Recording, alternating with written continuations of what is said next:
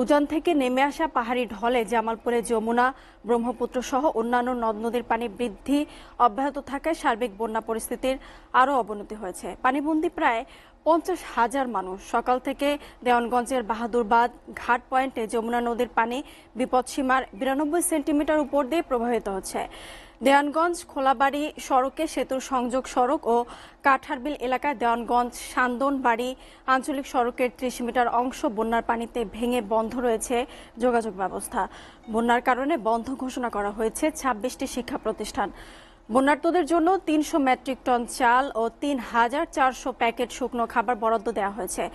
গঠন করা হয়েছে 11টি মেডিকেল টিম। বন্যা মোকাবিলায় সব প্রস্তুতি নেওয়া হয়েছে বলে জানিয়েছে প্রশাসন। এদিকে কুড়িগ্রামেও নদ নদীর পানি বেড়ে বন্যা পরিস্থিতির অবনতি হয়েছে। চরাঞ্চলে ঘরবাড়ি পানিতে তলিয়ে থাকায় গবাদি পশু নিয়ে উঁচু স্থানে আশ্রয় নিয়েছেন অনেক পরিবার। কাঁচা পাকা সড়ক তলিয়ে চরম দুর্ভোগে পড়েছেন বানভাসী মানুষ। পাঠদান বন্ধ রয়েছে 86টি প্রাথমিক বিদ্যালয়ে। ব্রহ্মপুত্রের পানি হাতিয়া পয়েন্টে বিপদসীমার 80 সেন্টিমিটার উপর দিয়ে প্রবাহিত হচ্ছে। পানিবন্দী চর ও নিম্নাঞ্চলের অন্তত 25,000 পরিবার। কুড়িগ্রামের বন্যা পরিস্থিতির আরো খবর জানাতে সরাসরি যুক্ত হচ্ছেন সহকর্মী জাহিদুল ইসলাম। জাহিদ, কুড়িগ্রামের বন্যার সার্বিক পরিস্থিতি কেমন দেখছেন আমাদেরকে জানাবেন। আপনি জানেন যে কুড়িগ্রামে বন্যার পানিতে কুড়িগ্রাম ভাসছে। সময় যত গড়াচ্ছে, দিন যত যাচ্ছে, পরিস্থিতি ততই খারাপের দিকে যাচ্ছে।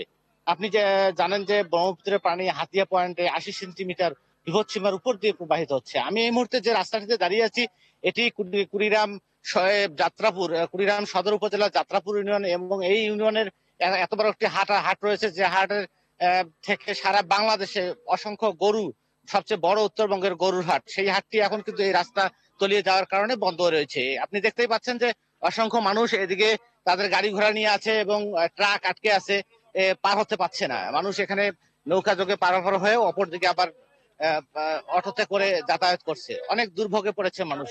আর আমি একটু আগে একটি চরে গিয়েছিলাম, সেটা হলো উলিপুর উপজেলার বেগমগঞ্জ ইউনিয়নের সায়ের বেলগা ইউনিয়নের একটি চরে। আর সেখানকার মানুষ এমন, সেখানে আমি দেখতে পেয়েছি যে অনেক শিক্ষার্থী রয়েছে যাদের পরীক্ষা 3 তারিখ শুরু হয়েছে, কিন্তু তারা কোথাও পানি, বৃষ্টি এবং বন্যার কারণে পড়ালেখা করতে পারতেছে না, নৌকায় অবস্থান করছে। তারা দুর্বিষহ জীবন যাপন করছে। প্রায় আমি যে গ্রামটিতে গিয়েছি সেখানে ছিল প্রায় 100টির মতো বাড়ি। সবগুলো বাড়ির মানুষ উঁচু স্থানে আশ্রয় নিয়েছে এবং আপনার কি বলে যে তাদের নিকটাত্মীয়ের বাসায় আশ্রয় নিয়েছে, এবং তারা সেখানে অবস্থান করছে এই জন্য যে তাদের যদি মালামাল বাড়িঘর ভেসে যায় পানির তোরে, সে কারণে তারা নৌকা এবং কলা গাছের ভেলায় আশ্রয় নিয়েছিল। আর একটু আগে আমি দেখাচ্ছিলাম যে রেড ক্রিসেন্ট সদস্যরা, স্বেচ্ছাসেবীরা, তারা কিন্তু সতর্ক বার্তা পৌঁছে দিচ্ছে মানুষের কাছে, যাতে মানুষ দুর্ভোগে পড়লে যেন তারা তাদের সাহায্য নিতে আসে এবং তারা সাহায্য দিতে প্রস্তুত, এবং কি কি কাজ করতে হবে সে সতর্ক বার্তা দিয়ে যাচ্ছে। মুনিয়া, এই ছিল আমার কাছে বন্যা পরিস্থিতির সর্বশেষ তথ্য।